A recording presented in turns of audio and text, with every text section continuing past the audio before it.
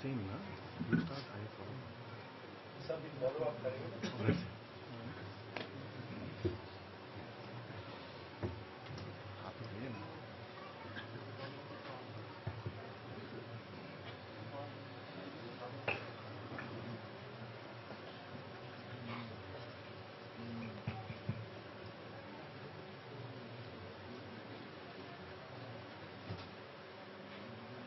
श्री माधव जी, आपकी इजाजत हो तो हम एक छोटा सा गीत तैयार किया है आपका। सब भाई बहन इसमें शामिल होंगे। अजीब दास्ता है ये, अजीब दास्ता है ये, कहाँ शुरू कहाँ खत्म, कहाँ शुरू कहाँ खत्म, ये मंजिले सहज की, सहज की।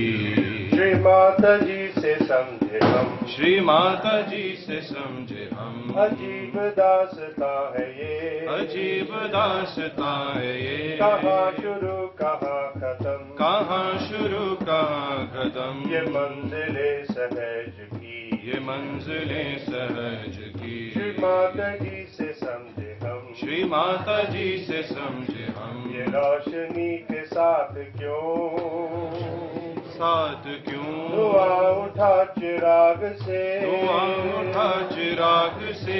ये ख्वाब देखते थे हम, ये ख्वाब देखते थे हम, अब जग पड़े हैं ख्वाब से, अब जग पड़े हैं ख्वाब से। ये रोशनी के साथ क्यों, ये रोशनी के साथ क्यों, धुआं उठा चिराग से, धुआं उठा चिराग से। ये ख्वाब देखते थे हम, ये ख्वाब देखते थे हम, अब जग पड़े हैं ख्वाब से, अब जग पड़े हैं ख्वाब से। अजीब दास्ता है ये, अजीब दास्ता है ये, इच्छा हो अगर हमें, इच्छा हो अगर हमें, गौरी माँ को पुकार ले, गौरी माँ को पुकार ले।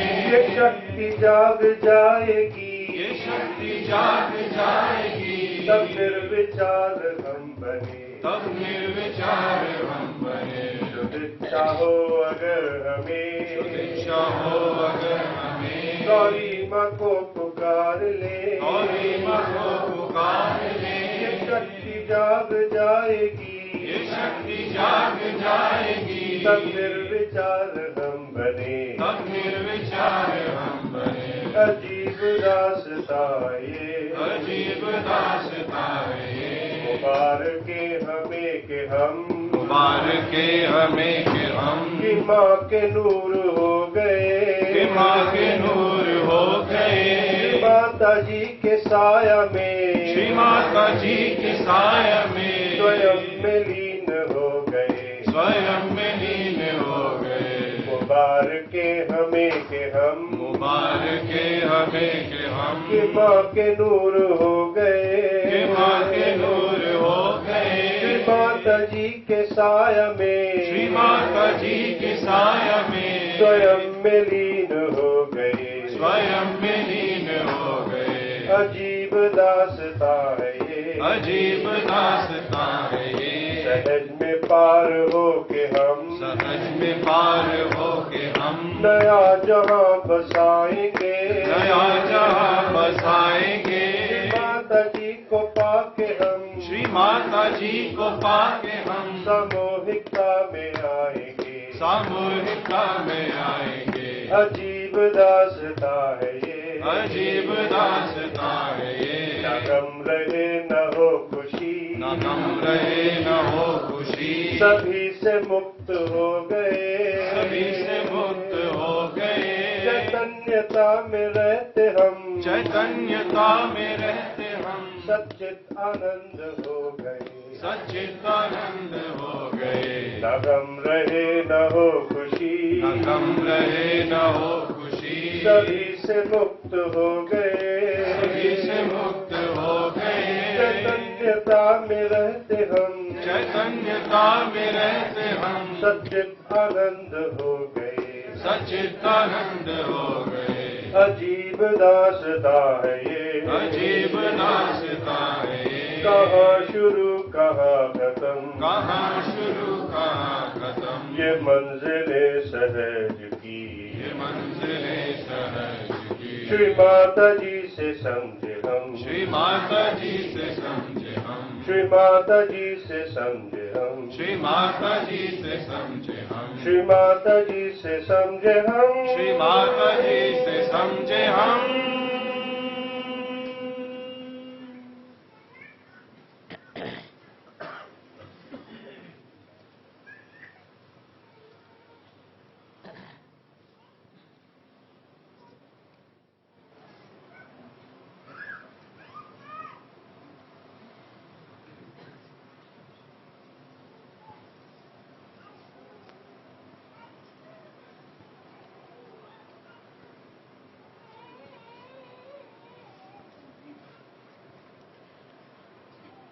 इस नव वर्ष के शुभ अवसर पर दिल्ली में हमारा आना हुआ और आप लोगों ने जो आयोजन किया हुआ है, ये एक बड़ी महत्वपूर्ण घटना होनी चाहिए।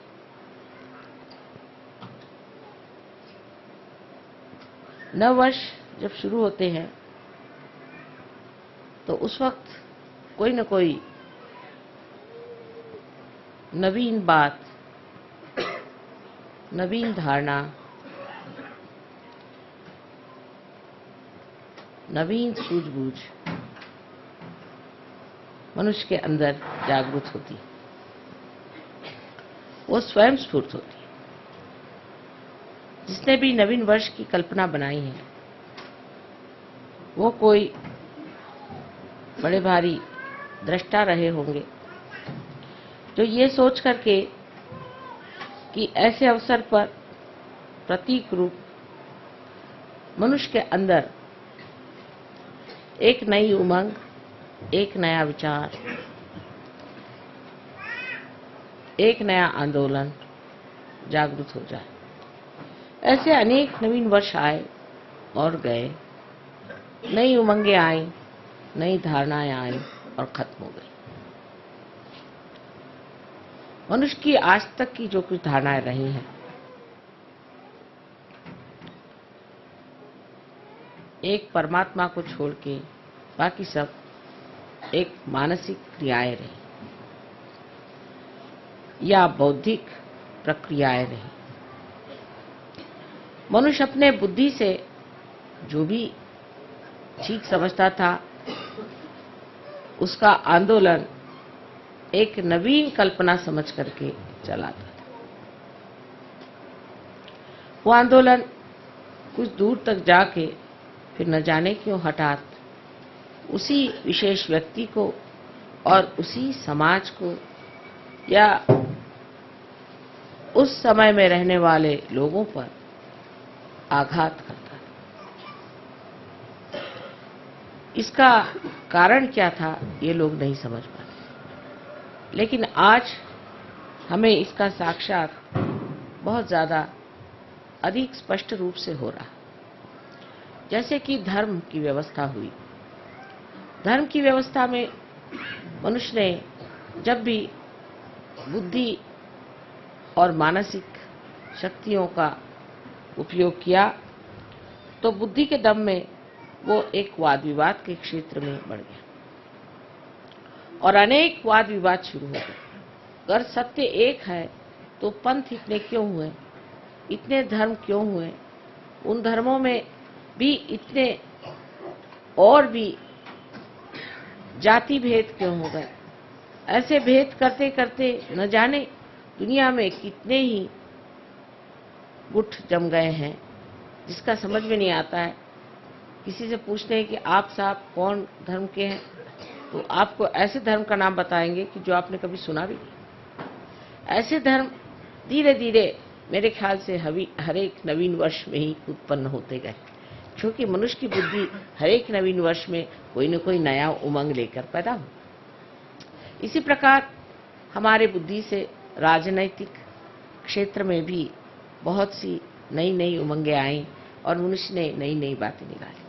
जैसे शुरुआत में माना गया कि चलो एक राजा ही रहे तो अच्छा है, राजा सबको समझ लेगा और राजा से ही सबको बड़ा लाभ होते रहा। तो देखा कि जिसको राजा बनाया वही दुष्ट निकला, उसी ने सताना शुरू कर दिया। फिर कहा नहीं, राजा तो ठीक नहीं, इसकी जगह ऐसा करो कि प्रजातंत्र चीज शुरू। फिर उन्होंने प्रजातंत्र शुरू किया।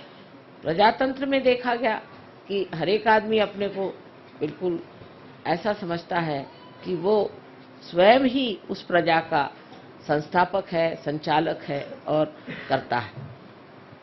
अब आप देख रहे हैं कि अमेरिका में कितना आतंक मचा हुआ, किस कदर हिंसाचार वहां चढ़ा। अगर पढ़ते हैं तो आश्चर्य होता है कि इस प्रजातंत्र का हाल ऐसा क्यों हो गया, ये तंत्र सारा गड़बड़ क्यों। वही हाल बाद में आप कम्युनिज्म जो आया वो उसकी एक समझ लीजिए कि दूसरी एक नवीन उमंग लेकर के संसार में आया कि अब हम एक नया ऐसा संसार बसाएंगे कि जिसमें सब मनुष्य में समानता आ जाए, उनमें कोई भी तरह का फर्क न रहे, खाने पीने में हर चीज में एक जैसा हो जाए और उसके अलावा उसको कोई स्वतंत्रता नहीं है। अगर वो स्वतंत्र हो गया तो स्व के तंत्र में वो गड़बड़ हो जाता है, इसलिए उसकी स्वतंत्रता हटा दी जाए।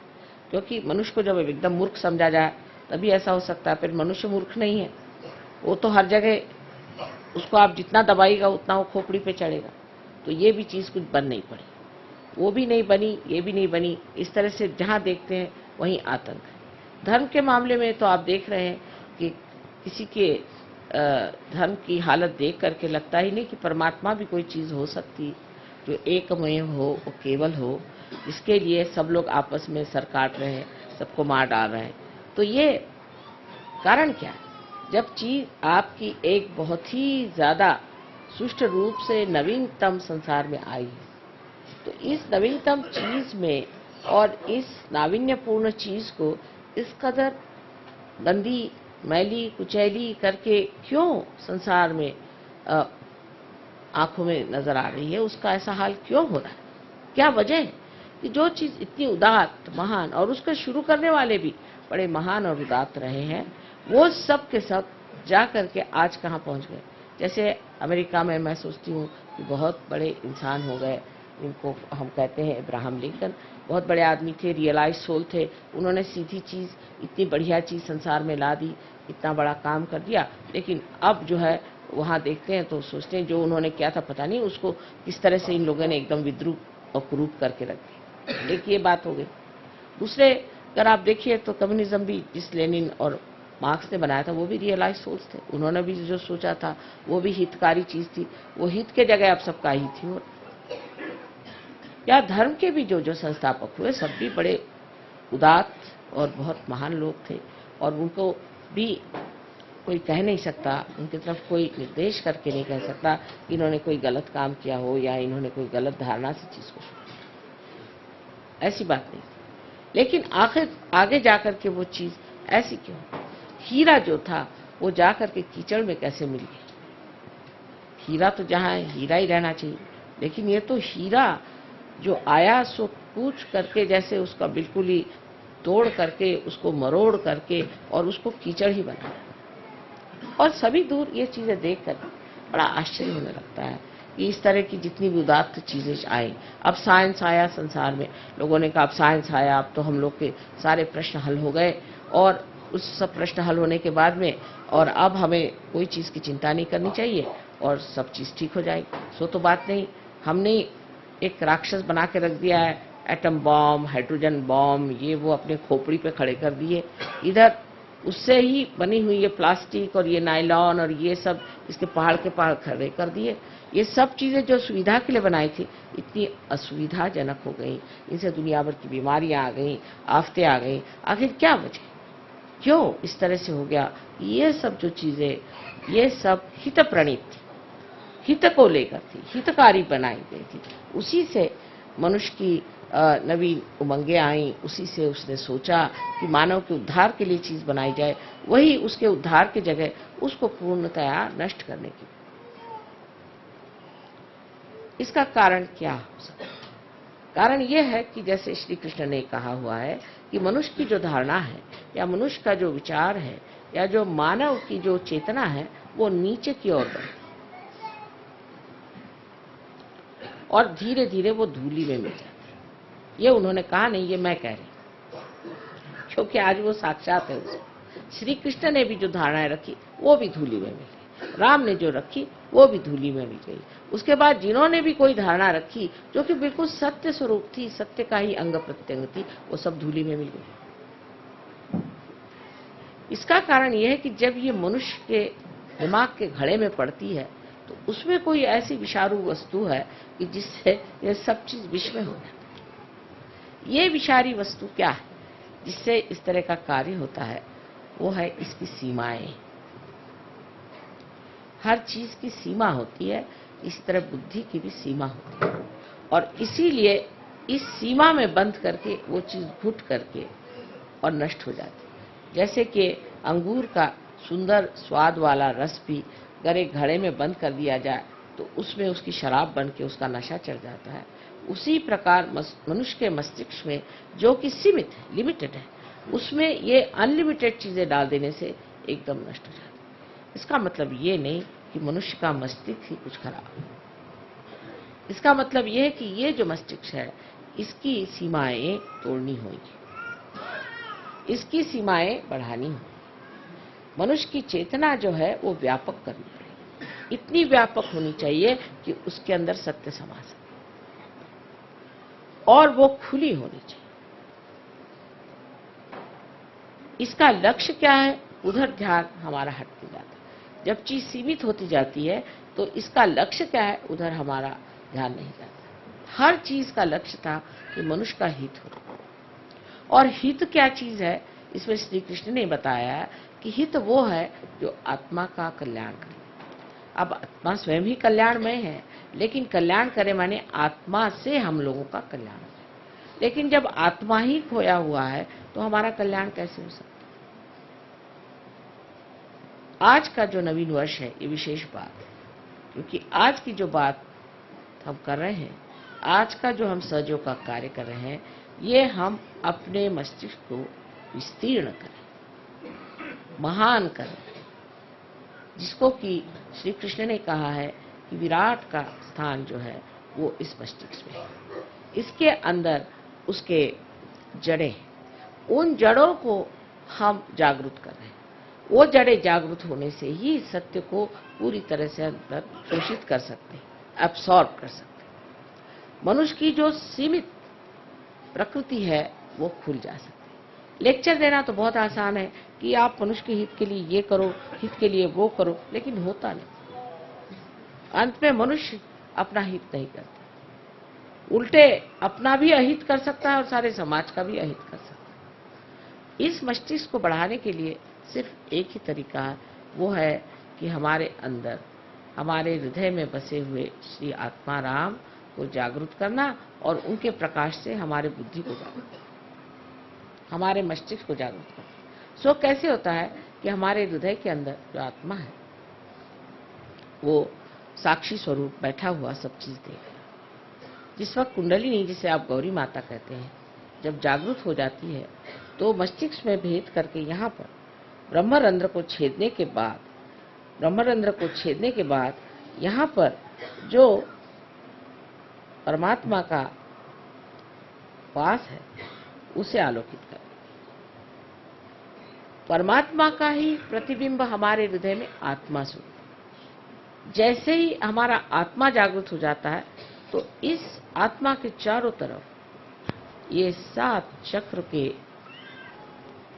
आलोक, 7 चक्र के मंडल वो भी जागृत हो जाते हैं। और ये 7 चक्रों की जो पीठ है वो हमारे मस्तिष्क में है, क्योंकि वो भी जागृत हो जाते हैं, इसीलिए ये 7 मंडल भी हमारे हृदय में जागृत हो जाते हैं। ये मंडल जागृत हो जाने से ही हमारी जो नसें हैं या हमारी जो ब्रेन है वो एक तरह से अति सूक्ष्म तरीके से खुल जाता है और उसके अंदर शोषण करने की शक्ति बढ़ जाती है। सत्य को शोषण करने की शक्ति बढ़ने से ही मनुष्य सत्य पे खड़ा हो सकता है। आज तक मनुष्य सत्य पे खड़ा नहीं हो पाया। सत्य को सुनता है, जानता है, देखता है, और उस पर खड़ा नहीं हो सकता। सत्य को आत्मसात करने के लिए आत्मा की जागृति होनी चाहिए, और वो आज सहयोग में हो गई, सहज में ही हो गई कहना चाहिए, जो इतने लोग आत्मा को प्राप्त हो गए। आत्मा को प्राप्त होने से वो शक्ति आपके अंदर जागृत होती है जिससे आप सत्य को आत्मसात कर सकें। जो आज डेमोक्रेसी का सत्य है, वो सत्य आपके अंदर जागृत हो गया। माने ये कि दूसरा कौन है? दूसरा कौन है? सब तो हम ही हैं, हमारे ही अंदर सब कुछ है। जब आपको सामूहिक चेतना आ गई तो उसमें कम्युनिज्म का भी सत्य आ गया। जब आपके अंदर ही आ गए, वो सत्य आप ही के अंदर प्रकट हो रहा है। जब आप उसको देख करके, जान करके कह सकते हैं कि इस आदमी में कौन से दोष है। और जब आप अपने को जानने लग गए, जब आप अपने को देखने लग गए, आप जब अपनी ही स्वतंत्रता को प्राप्त हो गए, तो आप में डेमोक्रेसी का भी जो सत्य है वो भी जागृत हो। तो स्वतंत्रता भी आ गई, और एक तरह से पर का तंत्र भी आपके हाथ में आ गया। दूसरों का जो तंत्र है वो भी आपके हाथ में आ गया, और आपकी स्वतंत्रता भी आप जान कर, क्योंकि अपना भी स्व का तंत्र आपने जाना।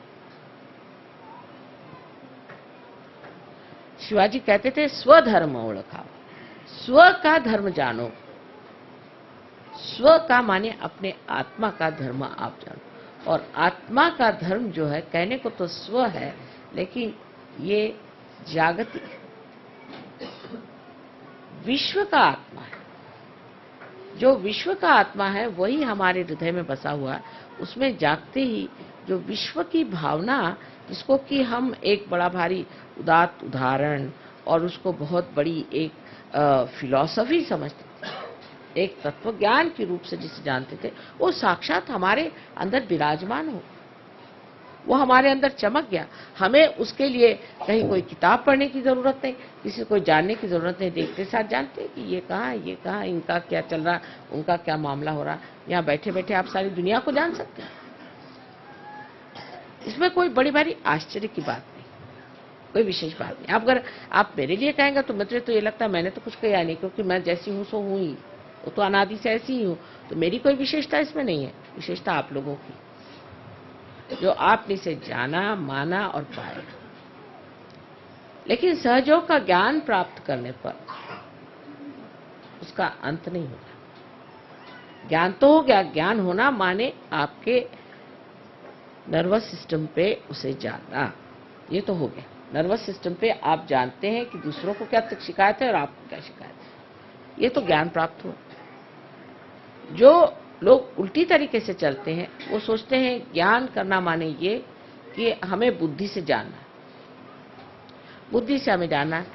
बुद्धि से जानना माने क्या कि हम अब किताबें पढ़ के जान लेंगे, या हम किसी गुरु के पास बैठ करके जान लेंगे, या किसी के उपदेश सुनने से हम जान लेंगे।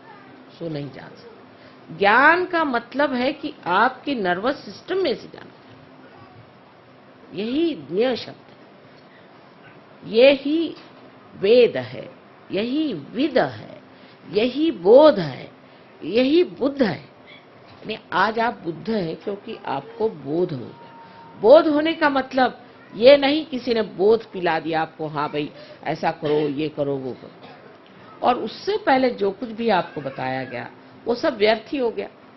किसी ने बताया हाँ साहब आप सवेरे खाना मत खाइए, शाम को खाना खाइए। किसी ने कहा सवेरे खाइए, शाम को मत खाइए। कुछ ऐसी वैसी सब बातें चलते चलते लोग पहुंचे कि साहब समझ में नहीं आता। कोई कहते सवेरे खाओ, कोई कहते रात को, कोई कहते इधर करो, कोई कहते वो करो, और कुछ बनता ही नहीं। लेकिन जो बोलता है उसके तो कोई चरित्र में विशेषता नहीं आई, उसका तो कोई स्वभाव नहीं बना। सो महावीर जी के इसमें मैं अभी कल ही मुझे ये चीज मिली। महावीर जी ने कहा है कि पहले ज्ञान को प्राप्त करो। तो सब जितने भी जैन लोग थे उन्होंने सोचा ज्ञान को प्राप्त करना माने किताबें पढ़ो, ये पढ़ो, वो पढ़ो, सम्यक ज्ञान फलाना ठिकाना। सम्यक ज्ञान करने से क्या सम्यक ज्ञान आने चाहिए? वो तो अंदर जागृति से आएगा ना। सम्यक माने इंटीग्रेटेड। जब तक आपके सारे चक्र इंटीग्रेट नहीं होंगे तब तक सम्यक ज्ञान नहीं आ सकता। तो उनका भी विचार जो था वो खत्म कर दिया। पहले उन्होंने कहा ज्ञान आना चाहिए, अब ज्ञान में चल पड़े। हमारे यहाँ एक से एक पंडित, मराठी में कहते पढ़त मूर्ख, पढ़ पढ़ के मूर्ख बन गए, पढ़ी पढ़ी पंडित मूर्ख। सो वो निकलता ही नहीं खोपड़ी में से। जो सीखा हुआ तो इतना होता है कि कभी कभी कोई पढ़े लिखे लोग आते तो उनसे कहते ऐसा करिए आप 2 दिन तक आप बोलते ही रहिए, जो कुछ भी आपके खोपड़ी में पहले आप मुझे बता दीजिए, जब खोपड़ी से निकल जाएगा तब फिर बात करें, क्योंकि दूसरे ही सब घुसे ही इनके सर में, तो इनको कैसे घुसाया जाए। ये इस प्रकार हमारी जो बुद्धि है उसके चक्कर ऐसे चल पड़ते हैं कि जो चीज बताई, जो लक्ष्य है उससे हटके। पहली चीज उन्होंने बताई ज्ञान, ज्ञान प्राप्त। ज्ञान प्राप्त करने का मतलब क्या है? ज्ञान प्राप्त करने का मतलब होता है बोध। सो कैसे होगा? किसी ने ये नहीं पूछा कि भाई ज्ञान कैसे प्राप्त होगा। श्री कृष्ण ने भी साफ तरीके से नहीं कहा कि कुंडलिनी का जागरण होना चाहिए। वो जमाना नहीं था। सिर्फ अर्जुन से उन्होंने बात करी, क्या दुनिया के लिए नहीं की थी कि अब लोग बैठ करके सबको गीता सुनाते हैं। सिर्फ अर्जुन के लिए कहा था। अर्जुन एक रियलाइज सोल था, उससे बात करी। और नॉन रियलाइज से तो उन्होंने बात नहीं करी, एक अर्जुन से बात करी। और वो सारे अब दुनिया भर को आप जिनका रियलाइजेशन नहीं हुआ, जो अंधे हैं, उनसे आप बताइए कि हाथ में आपके सांप है, आप छोड़ दीजिए। आप छोड़ दीजिएगा? कभी नहीं छोड़ सकते। तो शुरुआत ही नहीं हुई, इसी चीज की अभी शुरुआत ही नहीं। जब शुरुआत हुई तो आपने देखा कि हाँ चीज ठीक है, आंख खुलती बाप रे हाथ में सांप है, आपने छोड़ दिया। लेकिन उल्टे लोग सांप ही को पकड़े रहेंगे जब तक अंधापन है। अंधेपन का मतलब है कि बोध नहीं है, आपकी नसों में अभी तक वो सामूहिक चेतना का बोध नहीं है। जब तक ये बोध एक नया आयाम, एक नया डायमेंशन है, ये जब तक आपके अंदर जागृत नहीं हुआ, कोई सा भी सत्य सुनने के लिए बड़ा अच्छा लगता है, एंटरटेनिंग जिसको कहते हैं, बड़ा मनोरंजक होता है, लेकिन वो घुसता नहीं अंदर, वो बैठता नहीं अंदर। सुनने के लिए लेक्चर सुन लेंगे और जा करके जब वो खत्म हो जाएगा तो फिर जहां थे जैसे थे। अब पहली चीज जो बोध की हुई, तो बोध के बाद ही आपका चरित्र अपने आप बनता है। उसमें भी उन्होंने गड़बड़ कर दी कि चरित्र बनाओ, चरित्र बनाओ। अब चरित्र बनाने में उनका भी चरित्र बनाओ, किसी ने कहा अच्छा पगड़ी बांधो, किसी ने कहा काशाय वस्त्र पहनो, किसी ने कहा कि बोधी रखो, किसी ने ईसाइयों ने कहा कि वो इस तरह के हैट पहन के घूमो, पता नहीं क्या क्या।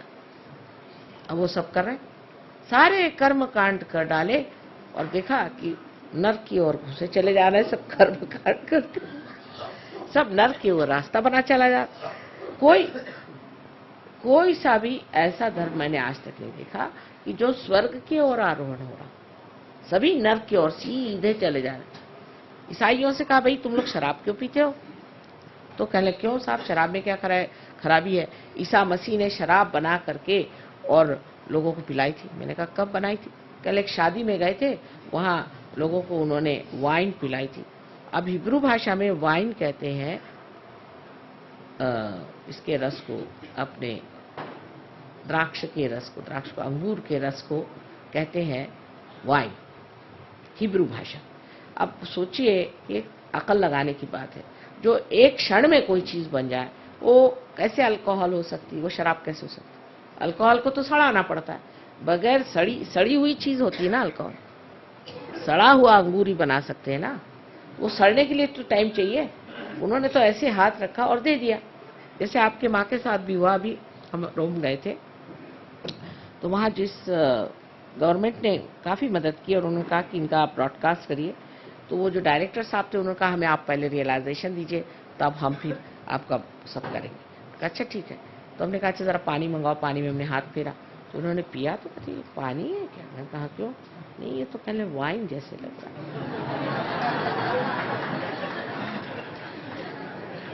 बार बार पूछे ये पानी तो नहीं, तुम वाइन तो नहीं दे रहे? मैंने पानी दिया।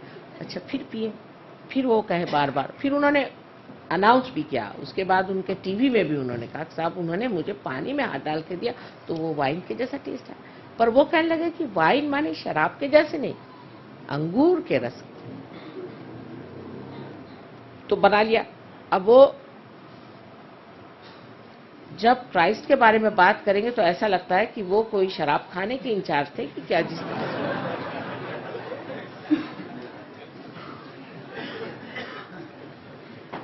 उसी प्रकार हरेक धर्म में, अब सिख धर्म में बताया गया कि आप अपनी रक्षा के लिए कृपाण रखें, इसलिए क्योंकि उस वक्त उन पे हर तरह के आघात होते थे।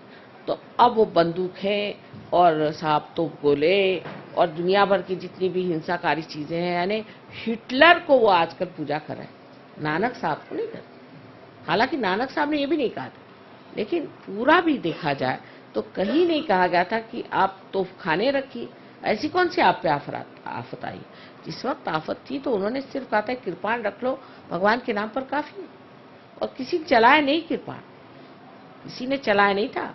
रक्षा के लिए सिर्फ एक प्रतीक रूप से उन्होंने कहा रखी। पहले तो जब हम लोग छोटे थे तो सिख लोग इतना सा छोटा सा रखते थे कृपाण, इतना छोटा।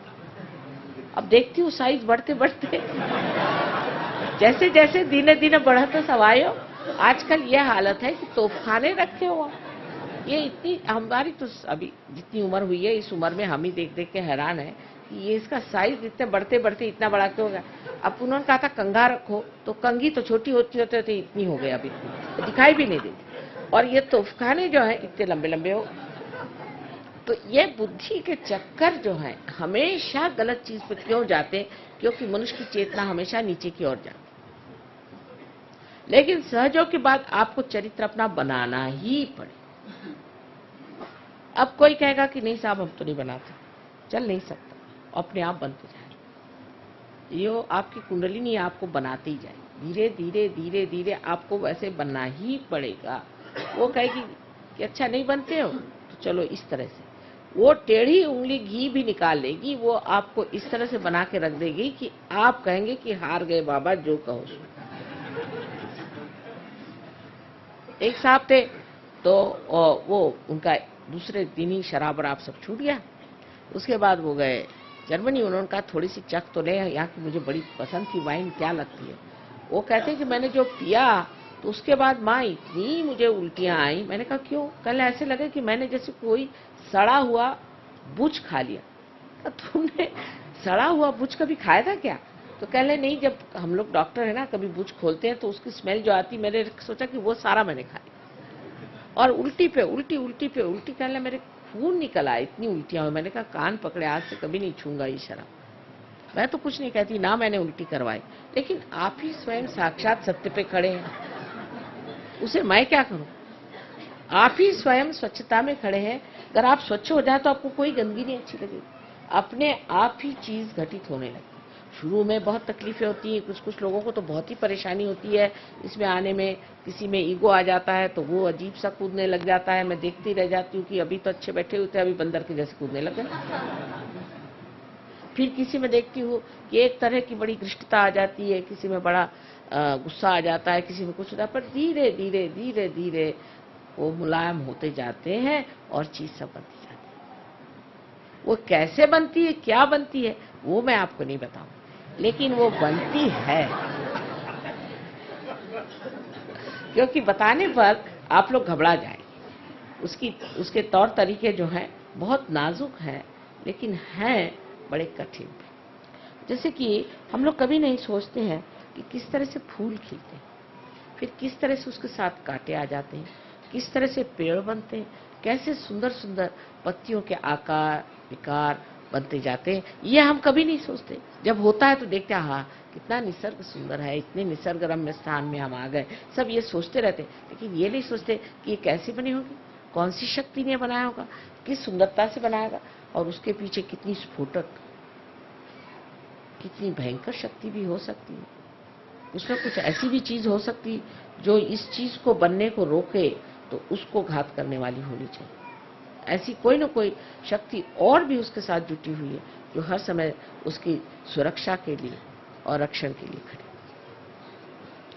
अनेक स्थल पे आपको इस तरह से अनुभव आते रहेंगे, आपके चरित्र बनते रहेंगे। एक साहब थे, उन्होंने सहयोग के बाद सब छोड़ दिया, लेकिन सिगरेट जरा छूटी नहीं थी। तो एक दिन वो मोटर में जा रहे थे और लोगों के साथ, और सिगरेट पी रहे थे। सिगरेट पीते पीते उनके मोटर में एक्सीडेंट हुआ, किसी को कुछ नहीं हुआ, उनकी सिर्फ ये उंगली विशुद्धि की थोड़ी सी काट गई, तब वो समझ गए बात क्या थी। इस प्रकार धीरे धीरे चीजों से, शिक्षाओं से आप सीखते जाते हैं कि हमारा चरित्र जो है जरा इधर उधर जा रहा है, मोटर जो है वो जरा सी सीधे रास्ते पर नहीं, जरा कुछ इधर उधर फिसल रही है, फिर आप ठीक कर लेते, फिर आप ठीक कर लेते, करते करते ऐसी दिशा में आ जाते हैं कि आप दोनों ही चीज, एक्सेलरेटर और उसका ब्रेक, उसके माहिर हो जाते, मास्टर।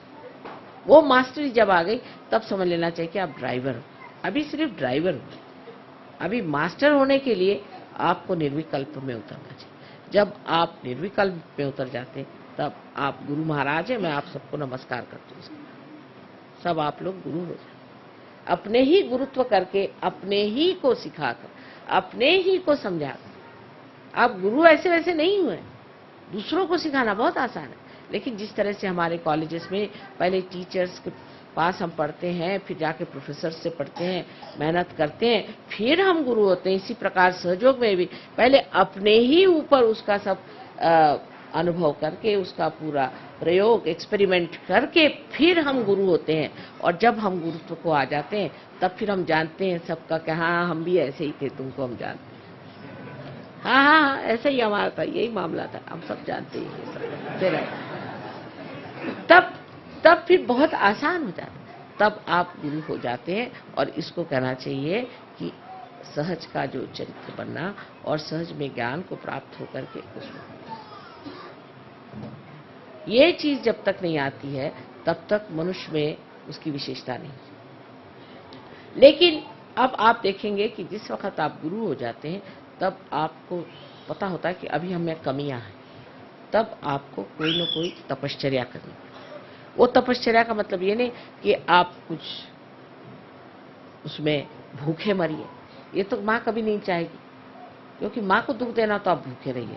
भूखे रहने की कोई जरूरत नहीं, भूखा रहना बिल्कुल जरूरी नहीं है। हाँ, अगर आपको नहीं खाना तो नहीं खाइए, वो दूसरी बात है, पर परमात्मा के नाम पर आपको कौन सा तप करना चाहिए, कौन से तप से आपको चलना चाहिए। परमात्मा के नाम पर एक ही तप करना चाहिए, माने ये कि अपनी स्थिति निर्विचार में बनानी चाहिए। ध्यान धारणा से अपनी सफाई करके अपनी स्थिति आपको निर्विचार में बनानी है। निर्विचार में जब आप आ जाते हैं तभी आपका जो ये पौधा है बढ़ता है।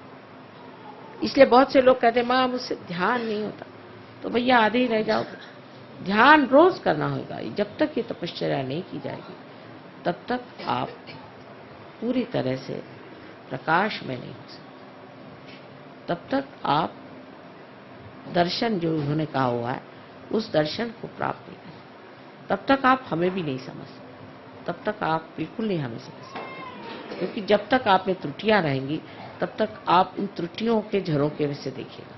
जैसे कि कोई नीले रंग का आप अपने आंख पर पर्दा बांध दें तो हम आपको नीले दिखाई देंगे, पीले रंग का बांधे तो पीले दिखाई देंगे।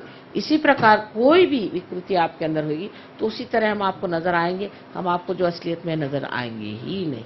वो एक हमारा तरीका भी। तो इसलिए ये चार चीजों को आपको इस नवीन वर्ष में सोच लेना कि अब हमारे पास ज्ञान प्राप्त हो गया है, हमें अब अपना चरित्र बनाना है, और चरित्र बनाने के लिए जो हमें तप और ध्यान करना है वो हमें करना है किसी भी हालत।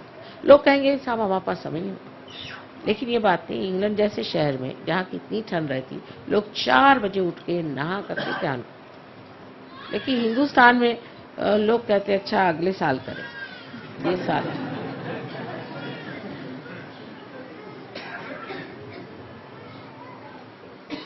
और जैसे जैसे हम उत्तर की ओर बढ़ते हैं लोग तो सोचते हैं कि अरे क्या जरूरत है, हम तो कैलाश की तरफ बैठे हुए हैं, हमको क्या जरूरत। ये दक्षिण वाले करते रहे मेहनत, हम तो उत्तर में बैठे हैं। उत्तर प्रादेशिक लोग जो हैं, तो जितने भी उत्तर में लोग बैठे हैं उनको पता होना चाहिए कि हालांकि कैलाश उत्तर में है लेकिन दृष्टि उनकी दक्षिण में है, इसलिए उनको दक्षिण मूर्ति कहते हैं। इसलिए चाहिए कि आप लोग भी अपनी ओर उनकी दृष्टि लाएं।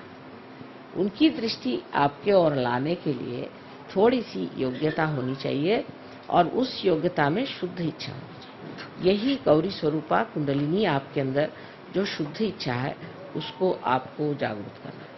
जो चीज मिसिंग है, जो हमारे यहाँ, जिसके बारे में हमें सतर्क होना चाहिए, उसे कहते हैं डिसिप्लिन। दुनिया भर के कायदे कानून हमें आते हैं, आधा वर्ष कैसे कहना और आप आइए हमारे गरीब खाने कैसे कहना, ये सब आता है। लेकिन ये चीज हमें नहीं आती है कि हमें अंदर का जो डिसिप्लिन है वो लाना पड़ेगा। अंदर का डिसिप्लिन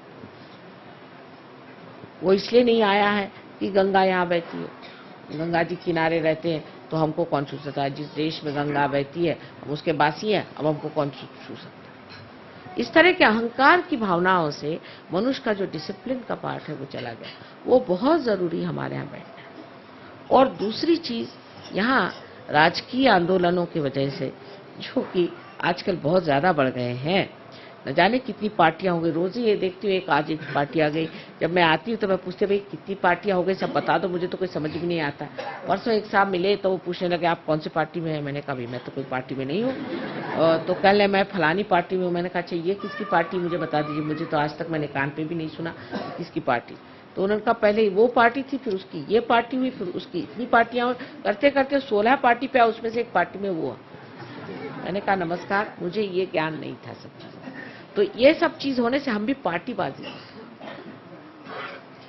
और आज जो दूसरा दिन है वो बड़ा ही सुंदर है। आपसे पहले ही मैंने बताया था कि हमें अब भाई बहन का रिश्ता तो समझ में आता है, लेकिन भाईचारा कम, भाईचारे का रिश्ता कम है। बहनचारा और भाईचारा ये चीजें कम है। लोग कहते हैं अगर दो औरतें कहीं रह ली, फिर वो चाहे बहनें हो गया सत्यानाश। लेकिन मैं तो मर्दों को भी देखती हूँ कि कुछ कम नहीं। अब इनकी लड़ाइयां और तरह की होती, औरतों की दूसरी तरह की थी। आदमियों की लड़ाइयां जब शुरू होती है तो कुछ समझ ही में नहीं आता है कि इसका स्वरूप कहाँ से पैदा हुआ, कुछ अजीब सा ही। जैसे कि अब एक साहब आए, कहने लगे कि माता जी मुझे बड़ा प्रश्न हो रहा है कि ये जो साहब आए हैं, ये साहब सहयोग में तो आए, लेकिन ये तो थोड़े दिन हुआ है, अब आए तो ये कैसे इतना बोलने लगे सहयोग के। भैया उनको ज्यादा समझता तो बोलने लगे, उसमें क्या आ जाए, आपको क्या ऑब्जेक्शन है, आप भी बोलिए, आप बोलते क्यों नहीं। अब वो सब ऑर्गेनाइज करने लग गए और हमें तो कोई चांस ही नहीं मिला। आप करिए ना, आप भी करिए, सब कर सकते। ये आदमी का तरीका है। औरत का और है कि देखिए वो गाना गा रही थी और हमको गाने को चांस ही नहीं दिया।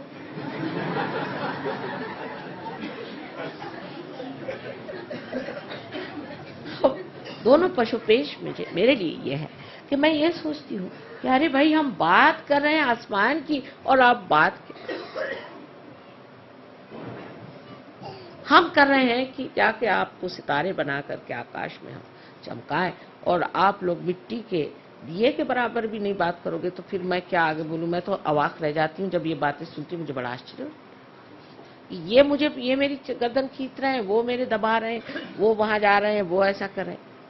सबसे पहली बात है माँ को खुश करने के लिए, सबसे पहले आपस में आप भाईचारा और बहनचारा, ये सबसे प्रथम चीज आपको मेरी कहने की है कि मेरे लिए आपको अगर वाकई आनंद देना है तो पहले भाईचारे में। अब सहयोग का भाईचारा जैसे चलता है वो इस प्रकार, कोई आया आते साथ तेरे तो भूत लग गया, तू जा। वो मेरे पास आया, माँ मेरे भूत लग गया। मैं कहती हूँ तुमको किसने बताया, वो गया था मैं, उन्होंने बताया तेरे भूत लग गया, माँ मेरा भूत निकालो। अरे मैंने कहा तुम उन्हीं को कह दो कि तेरे भूत लग गया, तोरे को भूत नहीं लगा, कहा है मेरे पीछे पड़ा, नहीं उन्होंने बता दिया मुझे भूत लग गया। दूसरा आएगा कि जो देखो वही मुझे कहता है कि तेरा ये चक्र पकड़ रहा है, माँ मेरा ये चक्र पकड़ रहा है। अरे मैंने कहा भाई तुम क्यों उसको कर,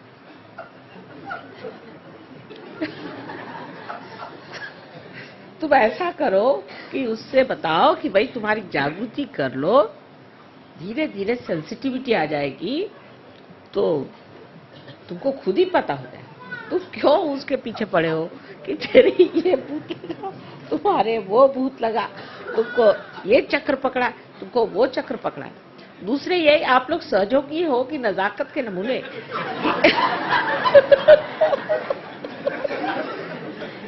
कि एक घर भूत आया तो सारे सहयोगी भाग खड़े हो गए।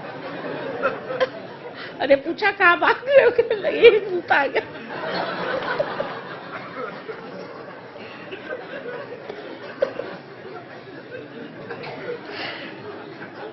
साहब मैं तो भूत की बात ही नहीं करने वाली थी। शुरू से मैंने तय किया था कि मैं भूत के बारे में कहूंगी नहीं।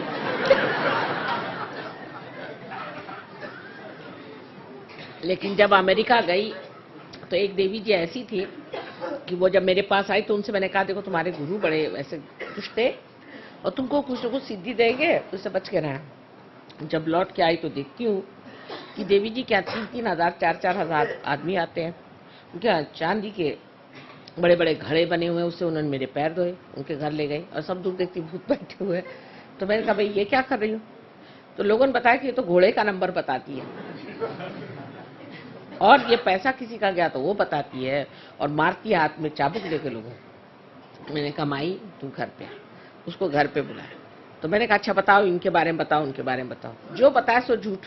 तो घबरा गई, कहती माँ आपने मेरे सब क्या शक्तियां ले ली? मैंने कहा बेटे तुम्हारी अपनी शक्ति थी तो सर आंखों पर, लेकिन ये तो किसी और की शक्ति थी जो भाग खड़ी हुई मेरे सामने।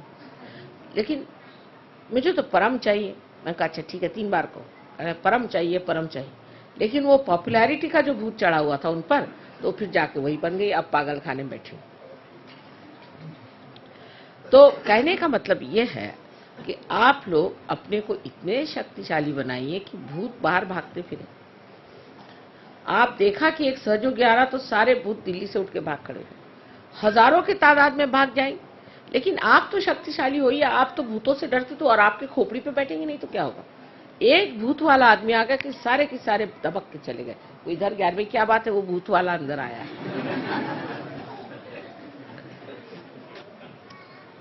तो ये भाईचारे की बात। अब उसका कारण क्या है? हम अशक्त क्यों है?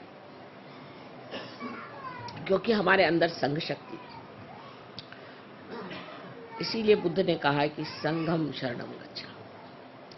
संघ की शक्ति हमारी बनानी चाहिए। हम सब जैसे भी हैं सब मिल करके जुटा है।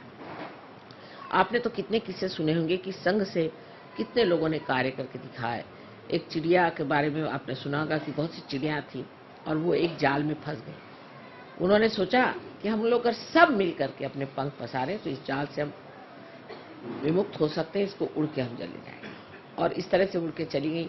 और फिर उन्होंने चूहों से कहा कि भाई तुम हमारी अगर मदद करो तो हम इस जाल से छूट जाएंगे। तो सब चूहों ने मिलकर उनको काट दिया, उससे वो छूट। इसी प्रकार हमको भी सोचना चाहिए कि अगर हम अपनी संघ शक्ति को बढ़ा लें तो कोई भूत यहाँ आएगा ही क्यों? वो तो पहले ही भाग जाएगा। एक नहीं हजारों उठ के उनके कारवां यहाँ से उठ जाए।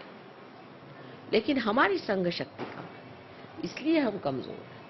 हम ये नहीं सोचते कि सहयोग बढ़ रहा है, जो 2 हाथ लगा सहयोग बढ़ रहा है, वो बढ़ा रहा है, चलो उनको काटो। वो फलाना है, उनके खिलाफ चिट्ठी लो। वहां का सर इसी में निकल जाता है। अगर आप चिट्ठियां पढ़िए तो हैरान हो जाए, 7-7 सफ़े की चिट्ठियां आती है ये बताने के लिए कि वो जो काम कर रहे हैं वो भूत है। अब मुझे कुछ समझ में आता है कि नहीं कि कौन भूत है और कौन नहीं। लेकिन इस तरह की ये जो हमारी बातें हो गई हैं सहयोग में कि इनके वाइब्रेशंस अच्छे नहीं, इनका है। मैं कहती हूँ कि हजारों ऐसे लोग यहाँ आ जाए तो भी आपको डरने की कौन सी बात है। हमारे यहाँ महाराष्ट्र में एक धुमाल नाम के साहब हैं, तो मुझसे कहले तुम लोग को भूत कहाँ से पकड़ते? तुम भूत को पकड़ो, तुमको भूत कैसे पकड़ते? तो एक बार हमारे यहाँ वहाँ पे राहुरी में एक आदमी आया, उसके पछाड़ा हुआ था। तो वो जब उसमें आया तो बोलने लगा कि ये 3-3 सहयोगी उस रास्ते से जाते हैं, वहीं हम लोग रहते हैं, तो इनसे कहिए कि वहाँ से न जाए, नहीं तो हम लोग जाके रहेगा। ये 3 सहयोगी वहाँ से जाते हैं, उनके ऊपर उन्होंने कहा कि हम लोग उस वहीं पेड़ पे रहते हैं, अगर ये वहाँ से जाएंगे तो हम लोग कहाँ रहें। 3 सहयोगी की ये कमाल है। तो आप इतने सहयोगी हैं और अगर हैं तो किसकी मजाल है किसी सहयोगी के पास भटक जाए। अपनी जो संघ शक्ति है वो बढ़ाइए। अंदर जो भी डर है उसको हटाइए। डर से आप लेफ्ट साइड में चले जाते हैं और आप बुद्ध से बाधित हो जाते हैं। डरना किससे? डरने की कौन सी बात है? बहुत सा हमारा झगड़ा खत्म हो जाए अगर हम किसी से डरे। आपस का झगड़ा खत्म हो जाए अगर हम उस आदमी से न डरे। हमें ये डर लगा रहा था कि हमारी पोजीशन खराब जाएगी। यहाँ कोई पॉलिटिक्स तो है नहीं, यहाँ कोई पोजीशन है नहीं आज कि कोई प्राइम मिनिस्टर बनने वाला है, कि कोई डिप्टी प्राइम मिनिस्टर बनने वाला है, कि कोई मिनिस्टर बदलने वाला है, कि जो सब हालत अपनी अपनी कुर्सी संभाले बैठे हुए हैं। यहाँ तो सबकी कुर्सी जमाने का काम, जिस चीज को आसन दिया वो आपका आसन जमाने का कार्य होने वाला है। तो भाईचारे से जब जमने वाली है तो क्यों न भाईचारे में। पिछली मर्तबा मैं सबसे मजाक कर रही थी, मैंने कहा कि आप किसको भाई बना रहे हैं बताओ। अब छोड़ो, बहनें तो बहुत बन गया, भाई बना लो। और बहनों को चाहिए कि अपनी भी सहेलियां बनाओ। पहले बड़ी सहेली का बड़ा महत्व होता था, आजकल सहेली तो शब्द रहा ही नहीं गया। कोई भी स्त्री से पूछो भाई तुम्हारी कोई सहेली, मेरी कोई सहेली वहेली नहीं। मैंने कहा क्यों सहेली नहीं? नहीं, बात यह है आजकल के ज़माने में कौन सहेली को पाल सकता है, और इसलिए औरतों में पटना यानी असंभव बात। 2 औरतें अगर हो गई तो मेरा तो सर गया। मुश्किल ये हो जाती, न जाने कहाँ से इनको सब बातें मिलती हैं। अब फिर दूसरी बात ये भी होती कि पुरुष का तरीका जो है वो बड़ा खुला होता है, लेकिन कभी कभी बड़ा ही स्फुटक होता है। उनके तौर तरीके से कभी कभी बड़े ही नुकसान हो सकते हैं, लेकिन स्त्री का तरीका बड़ा अंदर से घुसता हो।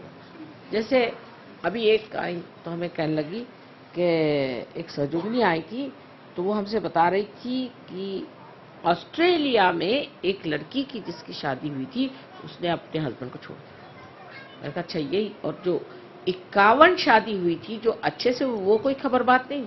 माने वो न्यूज़पेपर का जो तरीका है ना, जो कुछ खराब हुआ वो बिल्कुल पहले लाइन में बड़े बड़े अक्षरों में लिखे, फिर वो इधर जाएंगी, देखा तुमने सुना कि वो जो फलानी उसकी शादी हुई थी वो शादी टूटी।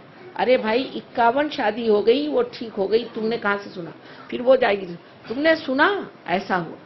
कोई ये नहीं कहता कि भाई कोई कहियो रे प्रभु आवन की, कोई प्रभु के आने की बात भी करो, वो नहीं।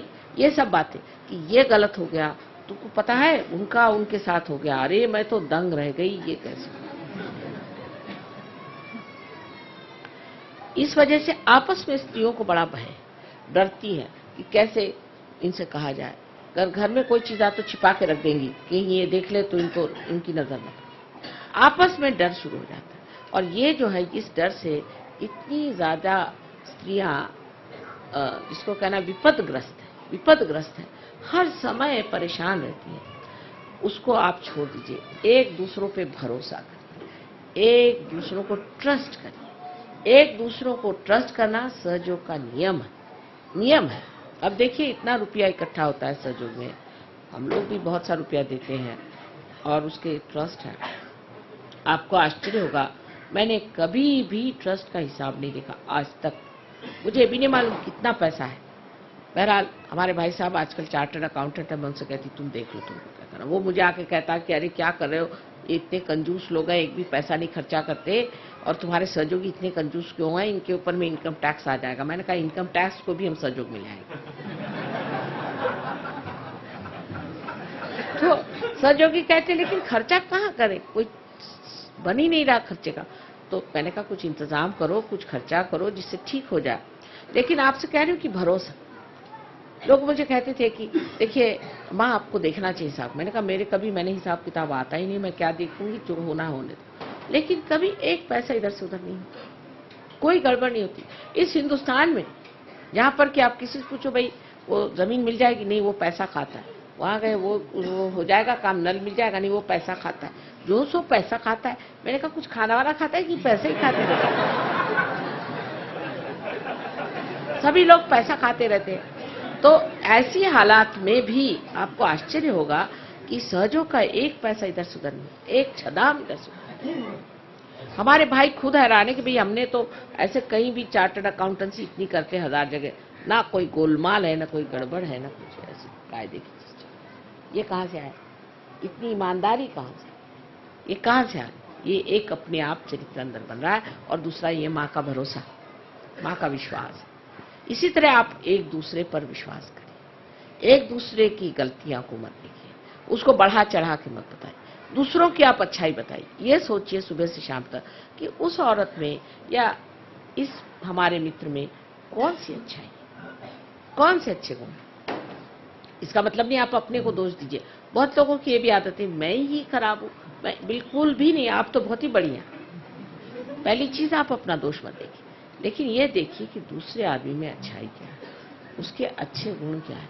उससे आप प्लावित हो जाएंगे, उससे आप नरिश हो। लेकिन आप दूसरों के दोष रोज गिनते रहेंगे, सारे दोष आपके अंदर नजर आ जाएंगे। इसलिए दूसरों से दोस्ती करने में, दूसरों से प्यार करने में, दूसरों से वार्तालाप करने में एक मधुरता लेकर के, एक प्रेम की भावना लेकर के अगर आप करें तो सहयोग बहुत आसानी से पा सकते हैं, बहुत आसानी से आप इसे पा सकते हैं और सारे संसार में सहयोग पा सकते हैं। सारी दारोमदार मेरी आपके ऊपर। मैं क्या कर सकती हूँ? अगर मैं कुछ कर सकती तो मैं आपके हाथ पैर क्यों जोड़ती? लेकिन मैं इसलिए आपसे विनती करती हूँ कि आज शुभ अवसर, इतना सुंदर अवसर है कि आज नवीन वर्ष की है और आज ही ये भाई बहन की बात है। अब ये तो हिंदुस्तान में ज्यादा बताने की जरूरत नहीं। एक दो होते हैं ऐसे वैसे जो कि बेकार लोग होते हैं, उनको भाई बहन समझ ही नहीं आती, उनको छोड़ दीजिए। उनको आज नहीं समझ में आएगी, हिंदुस्तान में नहीं समझ में आएगी तो कभी भी नहीं समझ आने वाली। लेकिन जो आप लोगों को समझना है वो ये जो भाई बहन आप बना रहे हैं आज के दिन, आज के जो भैया द्विज आप कर रहे हैं, उसमें आपको ये सोचना चाहिए कि ये भाईचारे की बात है। इस देश में भाईचारे पर अनेक गाथाएं लिखी, किस तरह से लोगों ने मिलजुल करके काम किया।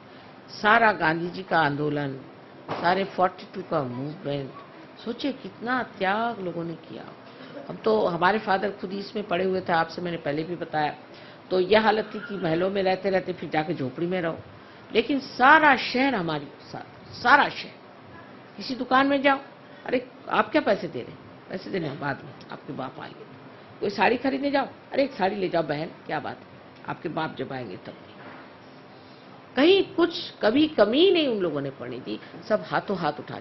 यानी सरकारी नौकर, पुलिस वाले सब साथ में पहले ही खबर कर देंगे कि आज आपके यहाँ वहाँ आज आने वाले हैं, हम लोगों को ऑर्डर आ गया है कि आपको वहाँ पर पकड़ने आने का है, या आपके यहाँ हम सर्च में आ रहे हैं, सब चीज हटा दो। पहले 24 घंटे पहले ही उसकी खबर आ जाती थी कि भाई यहाँ से हटा दो, और वो खुद ही लाते थे अपनी गाड़ी, पुलिस वाले खुद उसी गाड़ी में उठाकर दूसरी जगह। वो कहाँ गए? वो हिंदुस्तानी आज कहाँ गए? अगर उस स्वतंत्रता के लिए आपने किया तो ये सारे संसार के स्वतंत्रता के लिए भी तप करने की जरूरत है। और सबसे बड़ा तप ये है कि आपसी प्रेम, आपसी समझदारी, आपसी एक तरह की एकता, आत्मीयता। कोई बीमार पड़ गया, दौड़े जाओ सारे। कोई किसी को आफत आई, सब दौड़े जाओ। कोई भी चीज का शेयरिंग हो तो याद आना चाहिए। जैसे मुझे आप लोग कभी कभी मिठाई देते हैं, कुछ देते हैं, तो मुझे ख्याल आता है कि मैं तो खा रही हूँ, लेकिन सहयोगियों को सब जगह मिठाई शायद नहीं मिल रही होगी। और मुझे फिर कभी ख्याल आता है कि लंदन के सहयोगियों को ये वाले लड्डू बड़े पसंद आते हैं, तो आज नहीं खाएंगे, फिर छोड़ दीजिए। ऐसा मन करता है कि क्या है, सारे लंदन के सहयोगी ये लड्डू बहुत शौक से खाते हैं, अब जाएंगे तो बना के उनको खिलाएंगे तभी खाएंगे, तो खाने को मन नहीं करता। इस तरह की एक आत्मीयता, एक अंतर इतनी समाधानकारी होती है, इतनी आनंदमय होती है। अपने लिए जीने का जो एक तरीका है वो छूट करके सबके लिए जीने का जब तरीका आ जाता है, तभी मनुष्य विशाल हो जाता है। और ये विशालता आप प्राप्त कर सकते हैं सहयोग से। और आज इस नवीन दिवस पर ये विशेषता का एक संदेश अपने हृदय में रखना चाहिए कि आज से हम बहुत विशाल हो जाए और ये विशालता हमारे हृदय में बसे। और इससे हम सारे जितने सहयोगी, हम सब भाई बंद ही नहीं, एक माँ के बेटे हैं, एक सूत्र में बांधे हुए, अत्यंत सुंदरता से संजोए हुए प्यारे प्यारे सब फूल। जब हम अपने प्रति ऐसी सुंदर भावना कर लेंगे और दूसरों के प्रति भी, तभी जाकर के एक सुंदर सा हार तैयार हो सकता है। कोई से भी एक भी फूल उसमें खराब हो जाने से गड़बड़ हो जाएगी। इसलिए सब लोगों को इसी धारणा से चलना चाहिए। और हमारा अनंत आशीर्वाद है कि आप सब लोग इस विशेष रूप को प्राप्त करें।